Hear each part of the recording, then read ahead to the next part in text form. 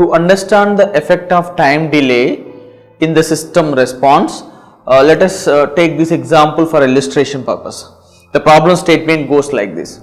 Sketch the Bode plot for the system whose open loop transfer function is given by gh of s is equal to k into e power minus 0.1 s divided by s into 1 plus s into 1 plus 0.01 s.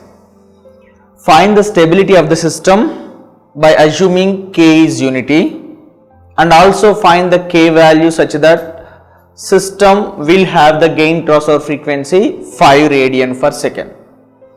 So in this system, the open loop transfer function will have gh of s is equal to k into e power minus 0.1 s. That means we will have e power term, which means it's a time delay system. And the denominator I have s into 1 plus s into 1 plus 0.01 s. So for this transfer function, we assume initially k is equal to 1, then we plot the complete Bode diagram, then we will find the stability. The next step is we will try to adjust the magnitude plot such that its gain crossover frequency is going to be 5 radian per second, then what will be the corresponding gain value k. Now, so that in the transfer function we know that we have time delay e power minus 0.1 s.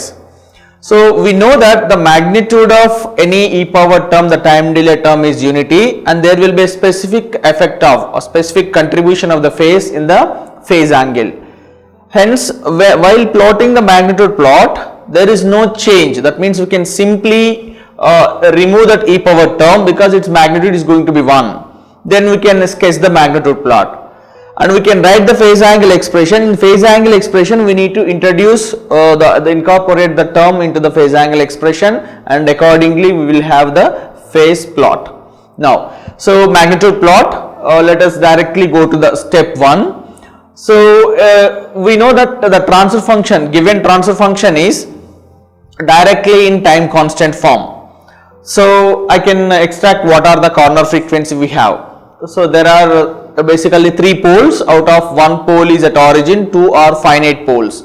So since 2 finite poles are there, then we will get 2 corner frequencies, and their corner frequencies are very clear here. Omega c1 is going to be 1 and omega c2 is going to be 100.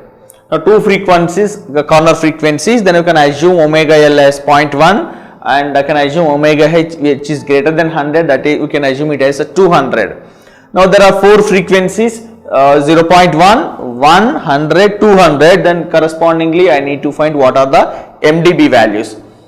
So the next step is getting the table. So as usual we will take the table. The first column is your frequencies, corner frequencies, then the corresponding terms and the slope of the particular term and change in slope, 4 columns.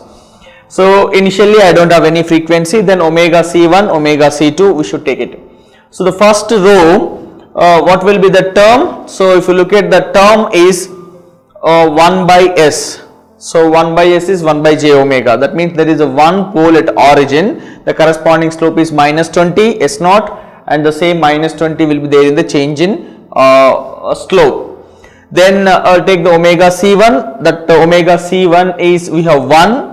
So at this omega c1, what will be the term? Is it a pole or 0? So we have a finite pole. The corresponding slope will be minus 20. Already minus 20 is there. This minus 20, it is minus 40. Now s omega c1 is minus 40. Then take the another frequency, omega c2. So this omega c2 is 100. At this 100 again it is a pole term. So minus 20, already minus 20, 40 minus 20, that will be minus 60. So this is a complete table which is very useful to find the MDB values at all these frequencies. So next is step 3. In this step 3 we are going to calculate MDB values for 2 frequencies. First 2 frequencies, omega L and omega C1, and for that I need to take the first term. The first term is 1 by S, that is 1 by j omega. The magnitude is 1 by omega. So one have 1 by omega. Then what is the MDB value, MDB expression? It is going to be 20 log 1 minus 20 log omega. So for this then I can substitute omega value. When I substitute omega value 0.1, it is going to be directly 20 dB. when I substitute 1, it is going to be 0 dB. So 2 frequencies MDB values we got it. Then next is using the formula I need to find MDB value at omega C2 and omega H. So omega C2 is 100. Then what is the formula? MDB at omega C2 is slope at omega C1 S omega C1 log omega C2 by omega C1 plus MDB at omega C1. So when I substitute all these things here, we have it is minus 80. So when omega C2 is at MDB at omega C2 is minus 80. Then similarly I can write one more expression for omega H, then that is going to be minus 98. So I have 4 omega values, I can tabulate here omega versus MDB values. So when omega L is 0.1, it is minus 20, omega L is omega C1 is 1, it is 0, and omega C2 is 100 and we have minus 80, and omega H is 200, it is going to be minus 98. So 20 plus 20 0, minus 80 and minus 98, these are the magnitude values we have. So using these magnitude values, then you can locate the points in the semi-log graph sheet, we can get the magnitude plot. So next coming to the phase plot.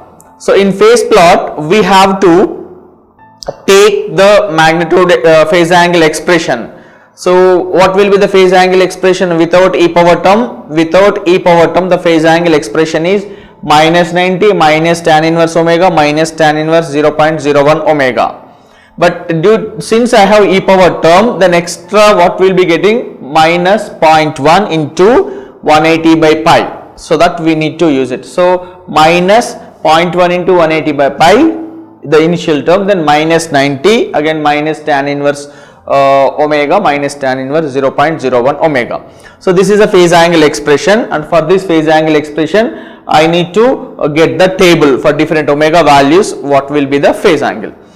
Now let us take omega is 0. When omega is 0, the phase angle is going to be minus 90. The starting point will be minus 90 at lower end, lower frequencies.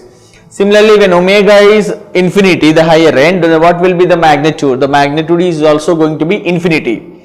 So what does it mean? The effect of e power term, the time delay term, my phase angle, as you increase the frequency, the phase angle is also increasing and it is going to infinity. So this is the effect of the phase angle expression. Now for certain values of omega, we will try to find what is the corresponding phase angles.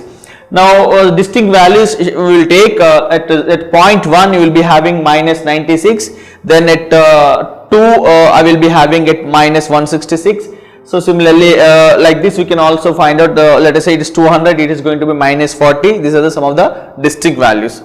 So using these values, then I can choose my scale. So this is a frequency scale which I can take it, and this is the MDB scale, and the other side we can take the phase angle scale depending upon the frequencies which are available and corresponding phase angles.